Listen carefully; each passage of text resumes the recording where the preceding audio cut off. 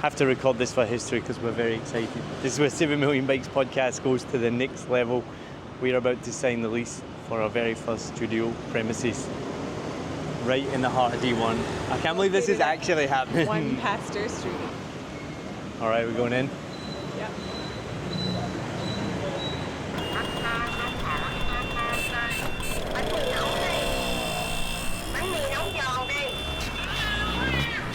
Hột gà nướng, hột vịt lộn, hột vịt sữa, trứng cút lộn, bắp xào đê.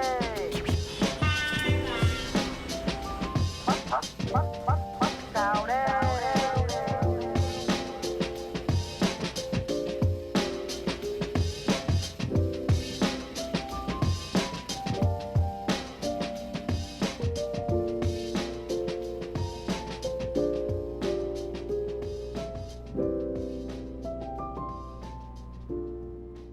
All right, we just signed the lease on a 1-year apartment, which is going to become our studio.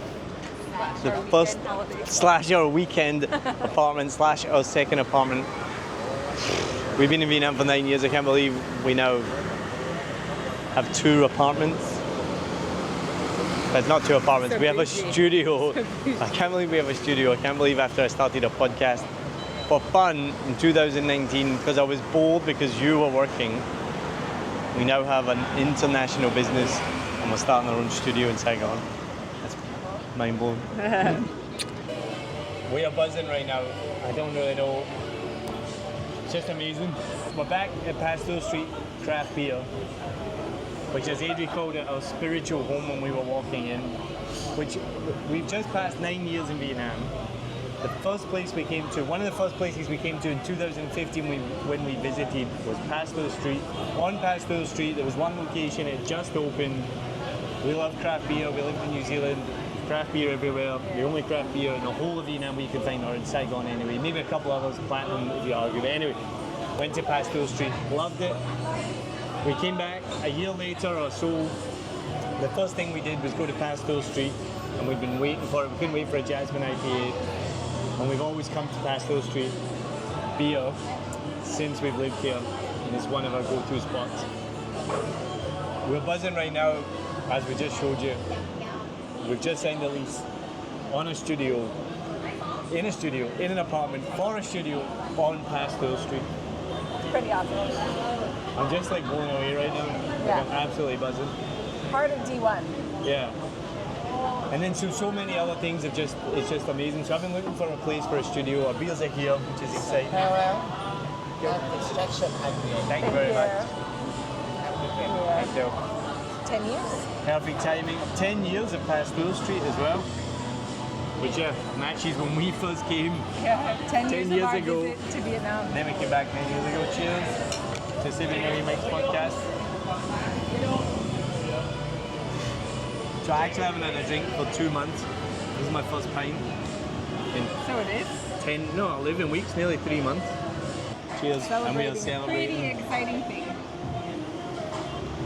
So a few things that we're blown away with. One, I've been looking for a studio space for a few weeks now. It's been in my head for quite a few years, a couple of years.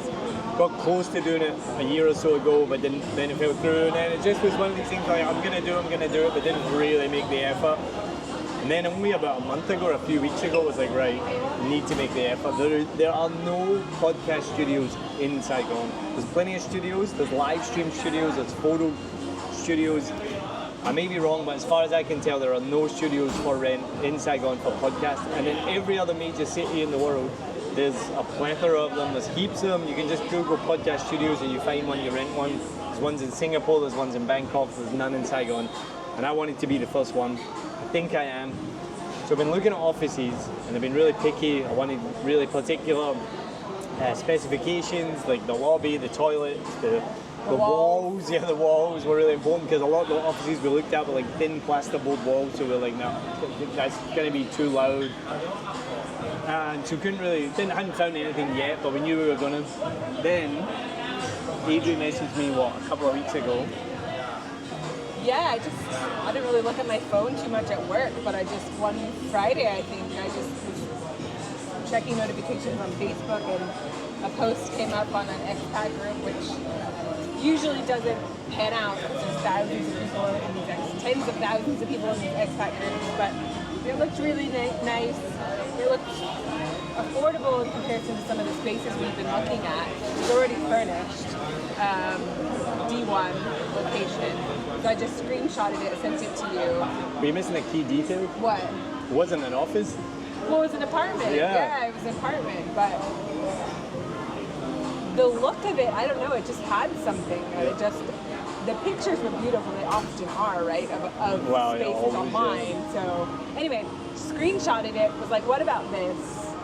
Just kind of on a whim. Yeah, it was an apartment. Yeah.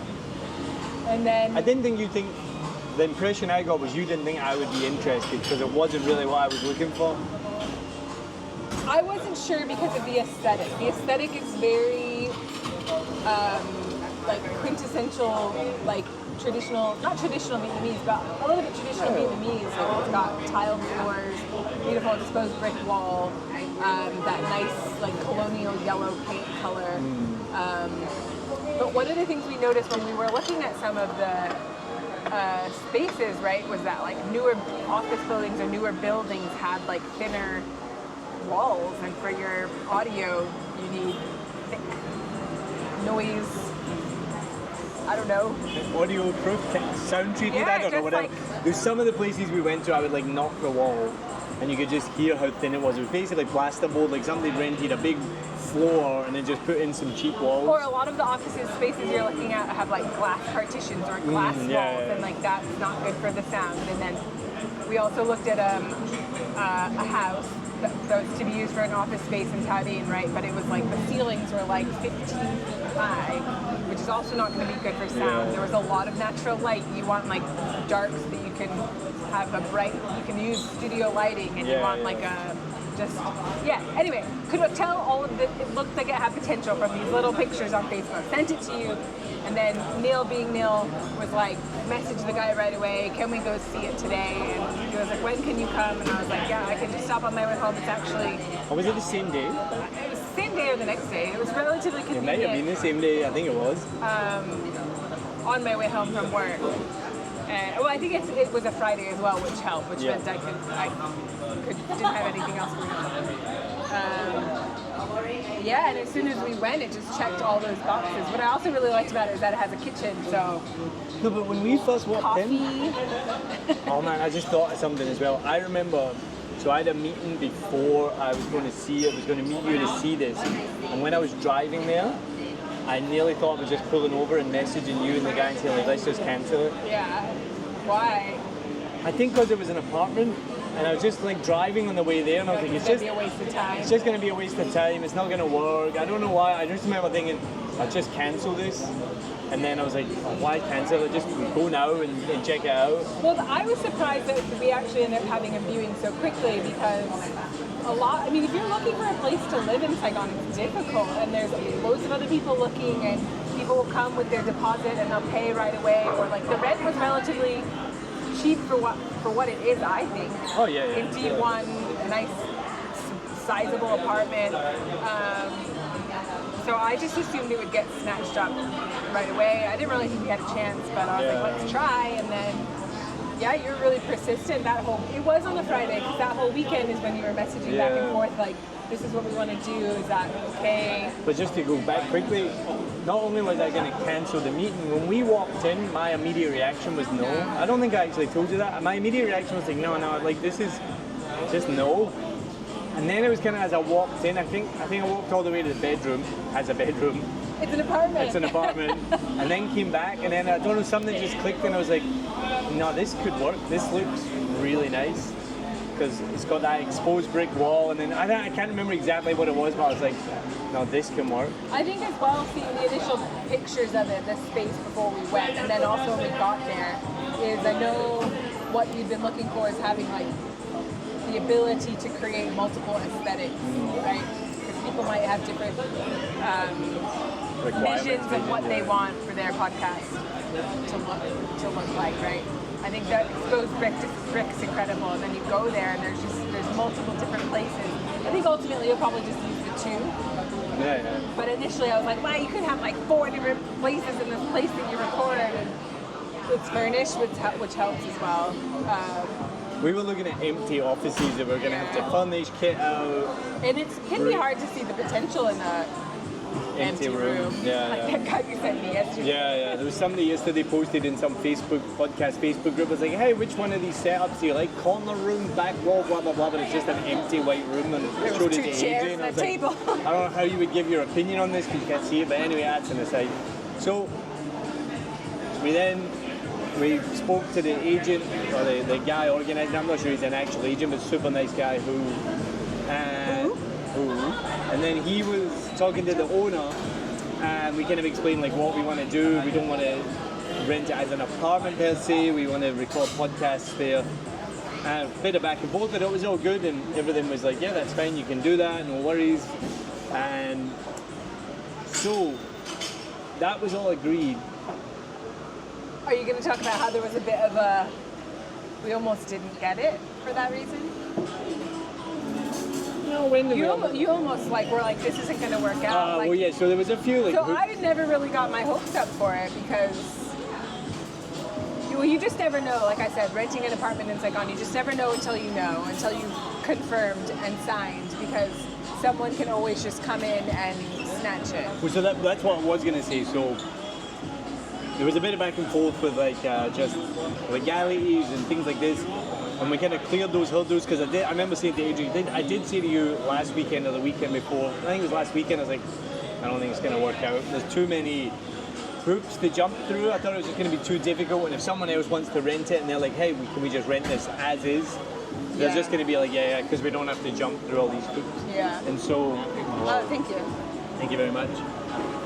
We just got Nashville hot chicken, which again, this has been on the menu since we first came I think 10 since day years one. ago, yeah. And it's always been a go-to and it's amazing. So we're gonna eat some food because we're hungry. But so I thought, yeah, we wouldn't get it because I thought someone else might snap it up. I was just waiting for that text that's going to be like, hey, we already rented this to someone else who's already paid the deposit. And blah, They blah, just blah. want to live there. They don't want to business it up. Yeah, so that didn't happen. It was all agreed on about Tuesday last week, and we set the plan to meet today, which is Sunday, 3 p.m. to sign the contract. And then the owner, who spends most of the time overseas, was suddenly in Saigon, and we were like, oh wait, what? So we can meet the owner. So that was a little bit, we were like, wait, what's going on? Are we being played here? Because one minute they're telling us the owner's overseas, the next minute they're here, but it's fine. Then I messaged Who on Friday, so that's what I was going to say. All week I was really nervous that at one point I'm just going to get a message being like, hey, sorry, we've already rented this to someone else. Also, it was my fault for having like spidey senses, but you can never be too sure. Adri's a much bigger doubter than I am, but in a good way. Neil was like, can you transfer the deposit over now? And I was like, nothing has been signed. I was like, are we going to get some sort of guarantee of payment or like confirmation that we paid? Because the unit's not available until the 23rd, so we still have to wait it's not like we can get the keys because there's someone living there right now. So I was like, we just need to make sure we're not just like throwing away tens of millions of dollars to some random person's bank account, which I think is valid. It was very valid. So we agreed we're going to meet today, and then we're going to meet the owner with Who, and sign the contract and transfer the deposit, which was much more healthier and amenable. So we've just done that. We just signed the contract on a new apartment / studio in the heart of District 1, which is going to be the premier podcast studio in Saigon, the first ever podcast studio in Saigon. It's going to be fucking amazing. It's going to be so cool. Already got all the equipment planned out. We already know exactly what we're going to do with the space. Can't wait to get in. But everything, especially with podcasts, is about stories, and this is an absolute story. Even That's why you started it. yeah, and it's why I'm even telling you a story right now. It's what us Scottish people do. We tell stories. So today we went, signed the contract, got to meet the owners, and as soon as he walked in, I was like, you just tell by the way he's dressed. He's older than us, I would say, probably 50s, not that much older, but so he walks in, I think him and his wife walk in, she's beautiful, he's cool, they're dressed really well. It's hard to tell because in Vietnam you never know, like the owner could just be like, I mean, no offence to them, could be just some guy who walks in with like his shirt unbuttoned and a pair of baggy pants on and a pair of plastic shower shoes, smoking I a wasn't sure if cigarette. they were going to speak English there. Or can they speak English or anything like that? So they walk in.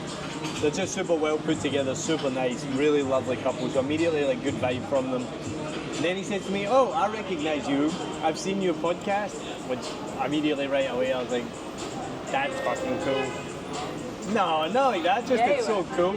And then second of all, he says, "Oh, you're Scottish," which is also amazing because I get, "Oh, you're Irish," nearly 9 times out of 10. 9 times out of 10. Then we get chatting to him and his wife. They've travelled all over the world. They've been to America, they've been to Texas, been to Australia, been to Dallas. We sat down and chatted with them. They were just super nice. But this is where the story part comes in, and just why I'm buzzing right now, and why I'm just so glad we didn't just get like some soulless office. So, turns out that they bought this house, this apartment 20 years ago, which, if you know me, I love it. I just can't imagine what Saigon's changed in 10 years. I can't imagine what it was like 20 years ago. They designed the house from scratch, so she designed it herself. And he was telling us that she'd like watch DVDs, so it's before YouTube when you just watch YouTube. That was cute. Yeah, that's really cute. Watch all these DVDs. So she watched DVDs about like design and stuff. I don't know what they did for a profession exactly, but they're obviously really successful. And because they obviously own multiple properties and travel the world, but she designed the whole place from scratch. And then suddenly it was just like, okay, you get it. You can feel that when you go in there. It's beautifully done. Yeah, so beautifully done. Yeah. It is not done by accident. It wasn't just thrown together. It wasn't like everything. Obviously, I think some of the stuff in there now is the current tenants, but you can tell the vibe. Everything is deliberate. I was going to say everything's intentional. Yeah. Yeah. So to hear that we're renting this place that was designed with intention, and that they're not normally in the country, but they just happened to be here at this time, came to sign the contract, came to meet us. They were so lovely. And then as we were chatting, I was like, so you know, we're going to make podcasts here? And he was like, yeah, actually that's one of the reasons why we're really excited to rent this to you. We're so happy and so proud that our apartment is going to be used in podcasts. Yeah. And that just blows my mind. That we're going to record there, we're going to rent that out, we're going to do amazing podcasts there for amazing companies, and they're going to be able to see like, hey, that's that brick wall that I designed 20 years ago. Yeah. So it's just, I'm just on top. I'm just buzzing right now. There's so many good things. And they said that even though Saigon has changed so much in 20 years, the little laneway that it's on hasn't changed at all. It's a lot of the same people that have lived there forever. Yeah. Yeah. It's got a lot of, it just has so much character. Character, yeah. It's got vibes. If we're being Gen Z, it's got vibes. If you're millennial, it's got character. Yeah. But yeah, it's got character. Really cool. And then, I mean, you didn't even tell them about the candle. Go on with the candle. So as we're leaving, I look underneath the entryway, and there's a candle that is a dog head, and it looks like Biscuit is staring up at us from underneath the table. It literally looks like someone took a cast of our dog's head face and then made a candle. You can't tell me that that doesn't look like our Biscuit. Meant to be. I think, like, did they steal our dog and make a candle? Seriously. So, look out for future episodes of a Vietnam podcast, Smarter Podcasting, and all the podcasts that we make in the first ever podcast studio in Saigon, filmed right in the heart of Saigon, on Pasteur Street, where we are right now, Pasteur Street Craft Beer. Maybe they'll sponsor your studio. You held it, Pasteur. The ball is You in can your have a little keg. The ball is in your court now. Cheers.